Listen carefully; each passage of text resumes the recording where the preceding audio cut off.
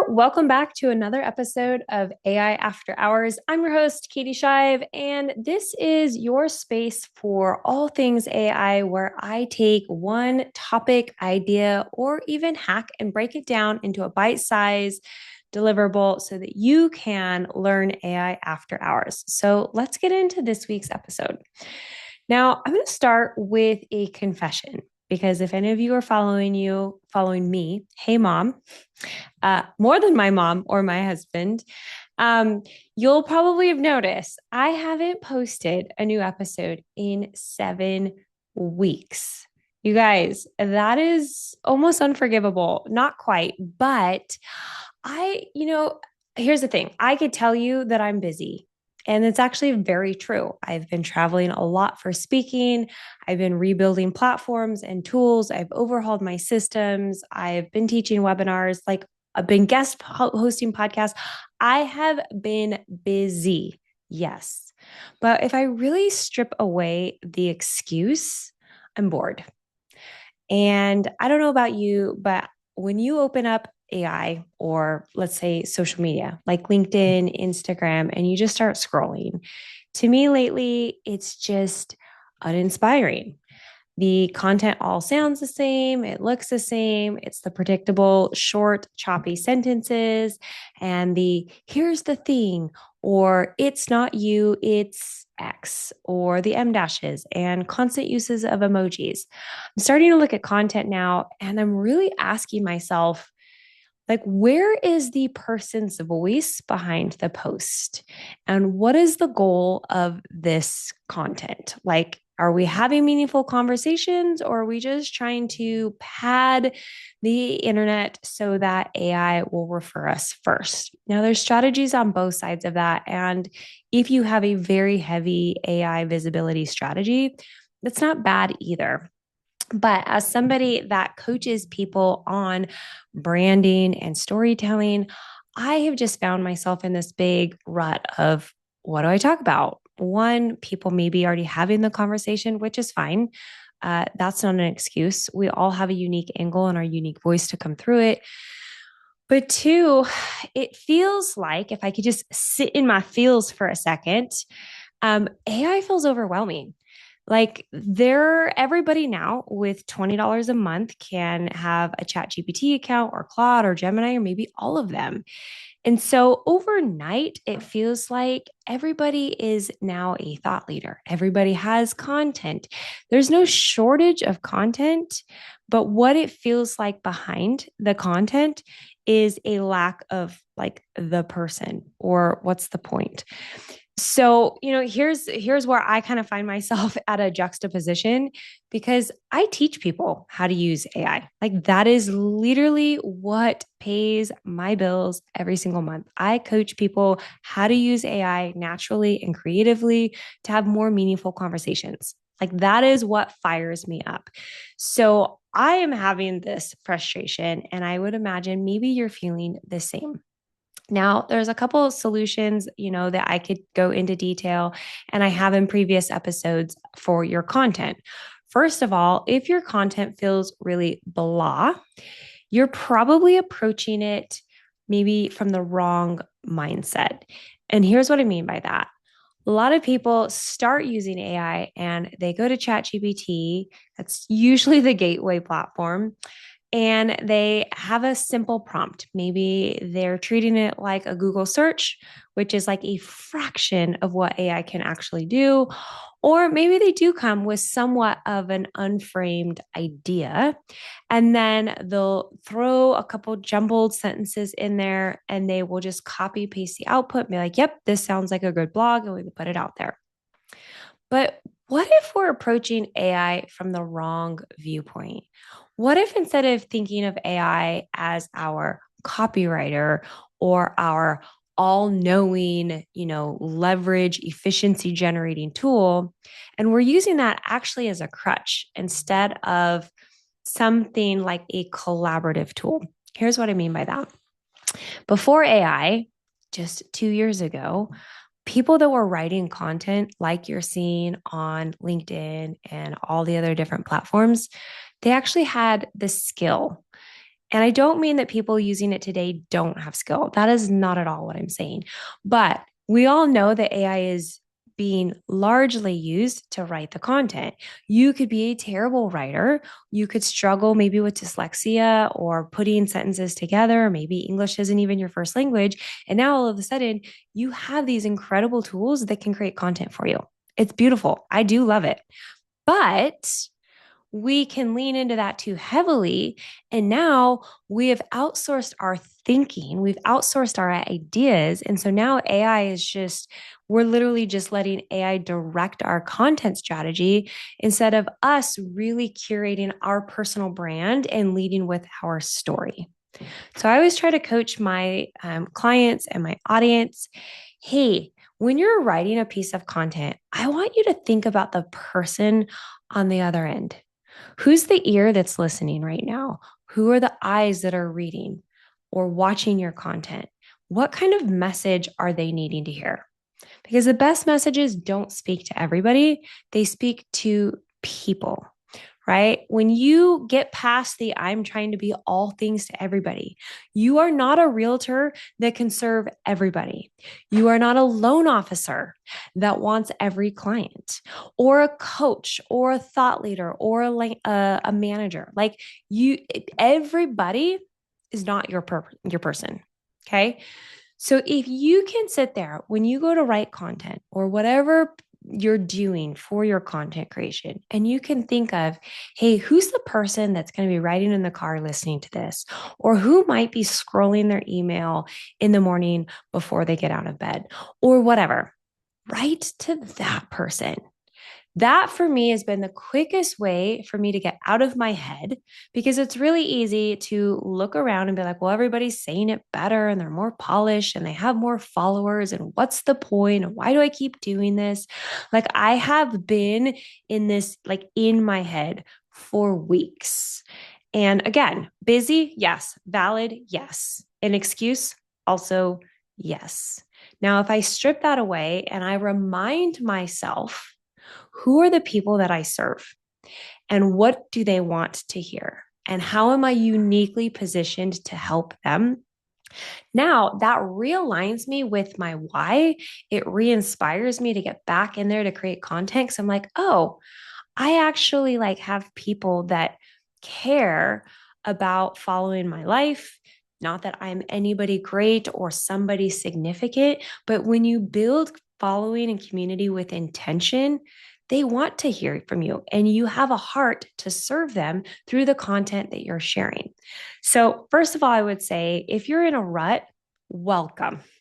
Welcome to the normal, like everybody that has created content, everybody that has had to promote themselves, everybody that has been in business in any capacity. We've all been there. Some of us camp a little bit longer, but if you're feeling in a rut, you're certainly not alone. It's actually more common than not. For me, it was just really humbling because I coach people. I take them through a very detailed process of defining like who they are and their voice and who they serve and how they're positioned to help. And then I help them build custom tools to actually create content consistently. So my internal head talk was, well, if I'm struggling and I'm not even practicing what I preach, like who am I to help others through this process? Are we not our own worst critic most of the time? True. Okay. So once I could dismiss that and realize, like, hey, get your head back in the game.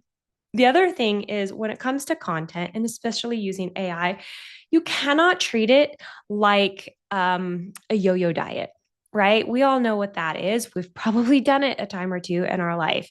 Is, New Year's Eve is approaching. You're all in. I've got the strategy. I've got the tools. I've got the gym membership. I bought the cool clothes, the new shoes, what have you. And I'm all in. And then what happens like week 3? You get the flu, your kid is sick, you have weather and you can't get to the gym. And sure enough, one day leads into 2, and then 3 weeks later, and all of a sudden you step back on the scale and you're like, where did those 3 pounds come from? Right? It's the same with our content. I always remind people that our compound or our content compounds. So the more you create content, it does create a compound effect and it will leverage more and more miles for you the more that you do. So it's really easy to fall off the wagon. But here's the cool part: all you have to do is get back on. You don't need to look at it and be like, oh my gosh, I missed 7 weeks of content. Now I have to go binge, batch create 7 episodes and change my posting schedule to make it look like I never missed a beat. No. Let me tell you why that would be a bad idea. Because people follow you for your humanity. If you are out here leading vulnerably and with like a natural voice, and if you're sharing your real strengths and your weaknesses, that's respectable. That's builds trust. It's honest.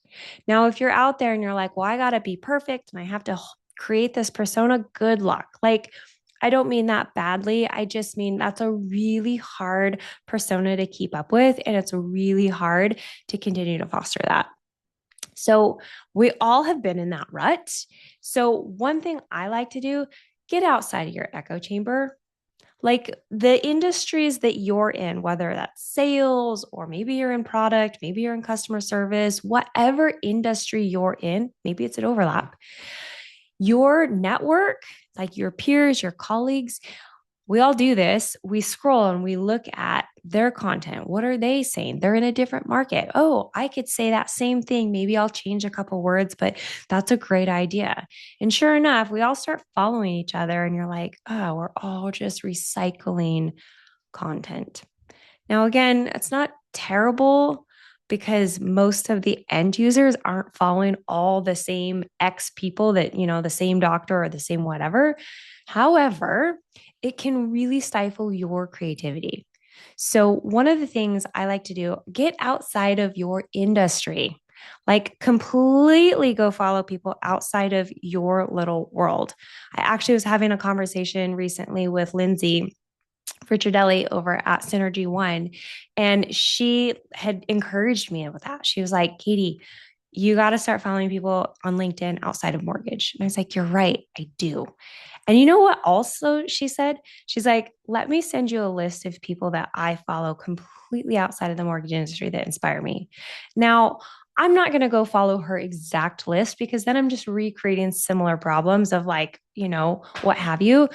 But if you're listening, Lindsay, I just want to give you a shout out. Like, thank you. That was actually so kind.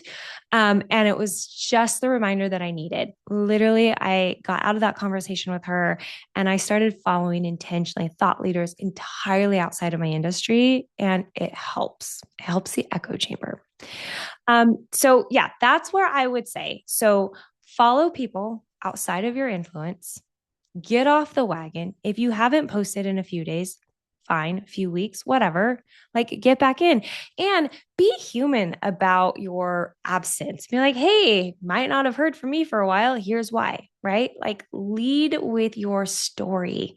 We are humans that want to interact with humans. If we outsource our content to AI purely, and what I mean by that is, if you use AI to replace, like, if you use AI to replace your likeness, then AI will replace you. If you're using AI to create all of your images and outsourcing your voice and your video, and you're not putting original thought into it, yes, somebody else is going to do it better. And their natural approach is going to shine through, and people will follow them. Okay. So don't outsource you and your uniqueness to AI. So that's what I have for you this week. My commitment to you is to get back on the wagon, to get back into posting.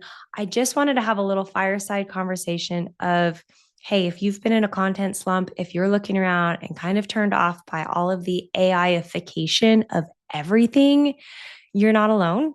But I think as a whole, we're all figuring this out, right? We're all trying to figure out, what does personal branding look like to me? What is my story? Who is my audience? How do I want to show up? If you can't answer those questions first, then any content that you use creating AI is going to be a fake version of you. And that's where this is where I'm going to land the plane, because far before I ever used AI and coached people, I had to sharpen my blade, learning how to get good with story work, learning how to lean into these aspects of what makes you followable. Why would I want to give you my time and attention to follow your content, to listen to your voice? You have to get really clear on that. Once you can answer those things, then I always say you're cooking with grease because now you bring that information into your AI environments. And now when you're writing content, all of your content is filtered through that single source of truth. And that's what I call my brand builder. So if you want to learn more about what that process looks like and what it would be like to work with me, then I'd love to connect with you. All of the information is going to be in the show notes. But just know if you're in a slump, get back on the wagon. Don't take too much of a hiatus. Get outside, go find something that inspires you and create content. One piece this week. That is my challenge to you. And if you've been in this content rut, and you hold yourself accountable, send me a DM. Be like, I heard your episode. I've been in the rut. My goal is to create X piece of content by the end of the week. Follow up with me. I will hold you accountable because you know what? We're all in this together. And that is the whole point. So that's what I have for today's episode. Thanks for listening. I have some really cool things coming down the pike. There's been massive leaps and changes specifically around Claude. I don't know if you've been hearing any of the Claude chatter with Claude Cowork and Claude Code skills. Like it's insanity. I literally have been up every night the last few nights, which is also not odd, learning about Claude like on a deeper level. I've been a huge early adopter for Claude. So this is not new to me, but really figuring out how to level up my skills. And then I am going to bring it here first. So you guys will be the first to know on some of the ways to really double down in Claude. And I think you're going to be blown away by the outputs. So stay tuned for that. Thanks for listening. As always, I appreciate it. And I'll talk to you next week.